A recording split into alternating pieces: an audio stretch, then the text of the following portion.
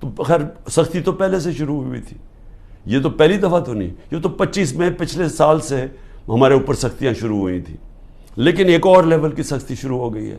لوگوں کے گھروں میں گھستے ہیں، یعنی چلیں گھر توڑ دیا، چلیں لوگوں کو جیلوں میں ڈال دیا، چلیں یہ بھی ٹھیک، لیکن گھر کی عورتوں سے جو ہو رہا ہے، مجھے ابھی تک بچوں سے جو ہو رہا ہے، میں تو ابھی تک یہ میرے ذہن میں یہ پوری طرح چیز اس کی کوئی مجھے سمجھ ہی نہیں آ رہی. میں اس کو سمجھنے کی کوشش کر رہا ہوں کہ یہ کون سا ذہن ہے جو یہ کر رہا ہے کہ لوگوں کے بچوں کے اوپر، اسکول کے بچوں کے اوپر ان کی دھمکیاں دیتے ہیں، عورتوں کے اوپر.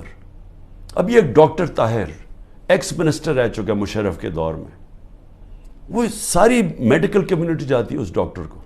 اس نے اپنی پوری کہانی لکھی ہے کہ کہتا میں گھر میں مجھے پتہ ہی نہیں تھا، نہ میں کسی مظاہرے میں شرکت کی ہے، گھر میں آئے، مجھے اٹھایا، گھر میں توڑ پھوڑ کی، بیوی کو بٹ مارے، بندوق کے بٹ مارے بیوی کو، اس کو جا کے چکی میں ڈال دیا، جو کہ وہ سزائے موت والے قیدیوں کو ڈالتے ہیں. وہ اس کے 2 مریض تھے، ایک مرگی کی مریض تھی، ایک اس کو سٹروک ہو چکی تھی. وہ ڈاکٹر تھا، 10 دن اس کو وہاں بند کر دیا. یعنی کوئی اس میں یعنی ایسے کوئی حیوانوں کے آرڈرز دیے ہوئے ہیں کہ جو ملے اس کو پکڑ کے یہ ظلم شروع کر دو اس کے اوپر. لیکن عورتوں کے اوپر اس کی بیویوں کو بٹ مارے. وہ کہتا اس نے اپنا لکھا ہے، کہتا چلیں ٹھیک ہے، مجھے کیا، مجھے اٹھا کے مجھے کھینچ کے جس طرح کہ کوئی مجرم ہوتا ہے گھر سے نکالا انہوں نے، اور جس طرح گھسے رات کے 3 بجے. لیکن وہ بیوی کو بٹ مارنا، اس کے زخم کیے ہوئے ہیں. اور اسی طرح سارے یہ کہانیاں آتی ہیں کہ گھروں میں بیویوں عورتوں سے، عثمان ڈار کی والدہ سے بدتمیزی، اس کو دھکے دے رہے ہیں.